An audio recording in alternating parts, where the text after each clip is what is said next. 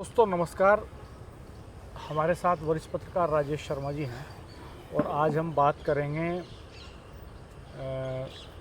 जो समाजवादी पार्टी की कैंडिडेट हैं मुजफ्फरनगर से सिंबुल राणा, उनके परिवार के बारे में। एफिडेविट में उन्होंने कितना एसेट, सिंबुल तो पहली बार ही चुनाव लड़ रही हैं, तो एफिडेविट में कितना एसेट उन्होंने बताया है। हम करेंगे बाकी प्रमुख पार्टियों के कैंडिडेट्स का भी एनालिसिस, लेकिन चूँकि हमारी सीमाएं हैं और जिस वक्त हम ये वीडियो बना रहे हैं उस वक्त तक हमारे पास मिथिलेश का एफिडेविट नहीं आया है। मिथिलेश ने भी आज किया है, आरएलडी की जो कैंडिडेट हैं, नॉमिनेशन फाइल किया है और थोड़ी बहुत देर में प्रशासन जो है 5 बजे के बाद आमतौर पर चिपका देता है बाहर रिटर्निंग अफसर, तो वो बाहर चिपक जाएगा। हमारे पास जानकारी आएगी तो कल हम इसका भी वीडियो जारी करेंगे कि मिथिलेश, और कंपैरिजन भी करेंगे सारे प्रत्याशियों का। तो फिलहाल राजेश भाई साहब, सिंबुल की क्या रिपोर्ट है कि सिंबुल के पास कितना एसेट है निजी तौर पर? हालांकि ये परिवार बड़ा परिवार है, औद्योगिक घराना है और अरबों का एसेट इस परिवार के पास है, लेकिन निजी तौर पे सिंबुल ने क्या दिखाया? राणा जी, जो आज नामांकन किया, जो कल नामांकन किया था सिंबुल ने, उसमें जो संपत्ति बताई थी मैं आपको क्रमवार बताऊंगा। हाँ। हालांकि उसमें लिखा गया कि सिंबुल के पास अपनी कोई कार नहीं है। हाँ। उसके पास कोई कार नहीं है। हाँ। लेकिन प्रॉपर्टी लगभग 20 करोड़ के आसपास है। अच्छा, मतलब जो दिया मैं क्रमवार बताऊंगा, तो इस क्योंकि 20 करोड़ में तो मेरे ख्याल में 10 करोड़ के आसपास तो बैंक बैलेंस है उनके पास। नहीं, मैं आपको वो जो नामांकन में दिया ना फॉर्म में, वही बताइए। सुनाएंगे, क्योंकि ऐसा है कि कहने में कोई गलत हो जाए। हाँ। उन्होंने जो भरा है उसमें लिखा गया है कि सिंबुल राणा करोड़पति हैं, उनके विभिन्न बैंक खाते में 10 करोड़ से अधिक रुपए जमा हैं। हाँ। जबकि उन पर 1.61 मतलब 1 करोड़ 61 लाख रुपए से अधिक के विभिन्न लोन भी हैं बैंकों के। अच्छा, 20 करोड़ का एसेट है। हाँ, और 1 करोड़ 67 लाख का 61 लाख का 1 करोड़ 61 लाख का कर्जा भी है। कर्जा है। उनके पास 20 करोड़ से अधिक की चल अचल संपत्ति है। बचत योजनाओं में उन्होंने 10 करोड़ से अधिक का निवेश किया है। अच्छा। अलग अलग कंपनियों के 5 करोड़ से अधिक के शेयर उनके पास हैं। अच्छा। हालांकि उनके पास अपनी कार नहीं है। पूर्व सांसद कादिर राणा की पुत्रवधू और मीरापुर सीट से सपा प्रत्याशी सिंबुल राणा, मतलब ये नामांकन शपथ पत्र में कहा है कि 20 करोड़ से अधिक की संपत्ति दिखाई है।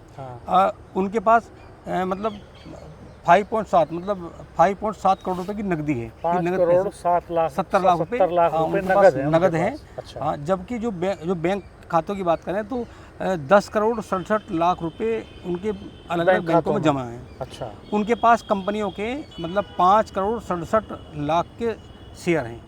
अच्छा। अलग अलग कंपनियों के। और इसके अलावा सिंबुल राणा ने जो बताया है कि विभिन्न राष्ट्रीय जो बचत योजनाओं में लगभग 10 करोड़ 59 लाख रुपए से अधिक का निवेश उन्होंने किया है।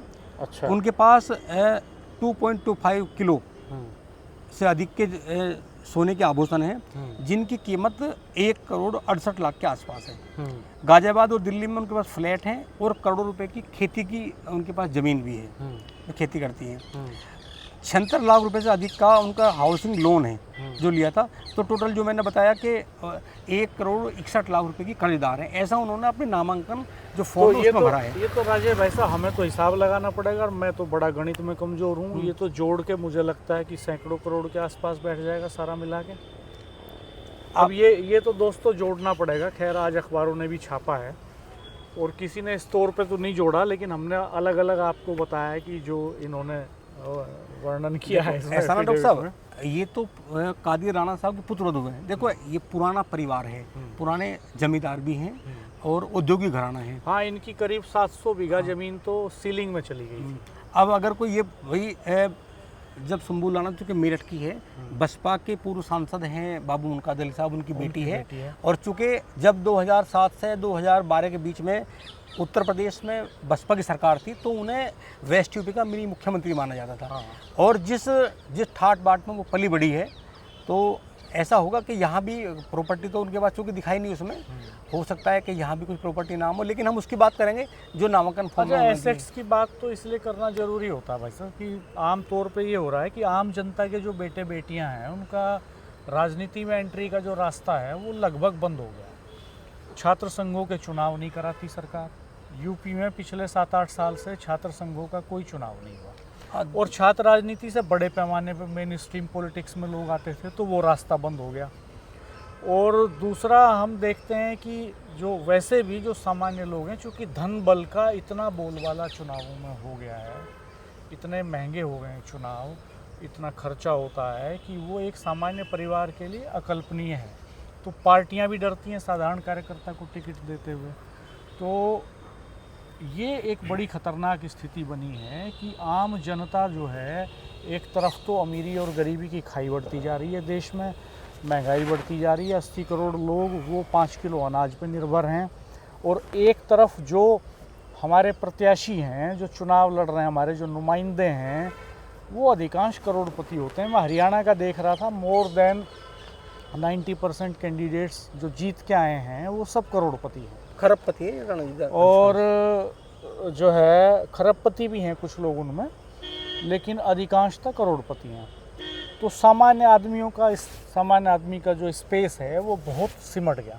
आप देखो राणा जी, जैसे अब ये मीरापुर में विधानसभा चुनाव है, मीरापुर विधानसभा चुनाव में अगर आप प्रत्याशी की बात करो तो आप आंख बंद करके किसी से अगर ये पूछें कि सबसे बेहतर, सबसे पैसे वाले प्रत्याशी कौन होंगे, तो जो रिक्शा चलाने वाला है वो भी ये बता देगा कि इन सब में जो सबसे ज़्यादा पैसे वाले जो बड़े लोग हैं वो ये राणा फैमिली है। और आप देखिए चुनाव में जब यहाँ इतनी महंगाई में घर चलने मुश्किल हो रहे हैं, सामान्य आदमी जो एक महीने में कमा रहा है, डॉक्टर साहब 75% शिक्षा और चिकित्सा में खर्च हो जा रहा है। करोड़पति तो मिथिलेश भी होंगी मुझे लगता है। अब वो बात करेंगे नामांकन, पूर्व विधायक हैं, जिला पंचायत में 3 बार रही हैं, और पुरानी नेता हैं, कोई नई नेता तो है नहीं, करोड़पति होंगे। तो करोड़पति तो वो भी निश्चित तौर पर ये पर कि अभी एफिडेविट आएगा, एफिडेविट तो के बाद उनका हम फिर बताएंगे, उनका भी बताएंगे, और तमाम प्रत्याशियों को बताएंगे जो बसपा के हैं, असपा के हैं, ओबीसी के, सबके बारे में करेंगे जानकारी। लेकिन जानकारी तब करेंगे जब पुख्ता जानकारी, उनका एफिडेविट हमारे पास होगा। फिलहाल ये एफिडेविट था तो बताना भी सही था, एक बार बताया जाए। पर आप मानते हो हैरत की बात कि सुंबुल राणा 20 करोड़ से अधिक की संपत्ति के मालिक है, लेकिन कार नहीं है उसके पास। हाँ, कार नहीं है, कर्ज भी है उनके पास, और 20 करोड़ क्या, मुझे तो इसमें गड़बड़ी लग रही है। मुझे तो टोटलिटी में जितना बताया, जितना उनका इन्वेस्टमेंट है और सारा जितनी ज़मीन खेती की उनके पास है, अगर सारा मिला देंगे तो मुझे लगता है कि सैकड़ों करोड़ का। बेटे की बहू है कुछ इनके नाम। हालांकि अगर ये कोई पता कर ले कि भाई वो औद्योगिक घराने से है तो हो सकता है और ज़्यादा भी हो। हाँ, और वो तो फैमिली के एक मेंबर के पास उतना एसेट है। बिल्कुल।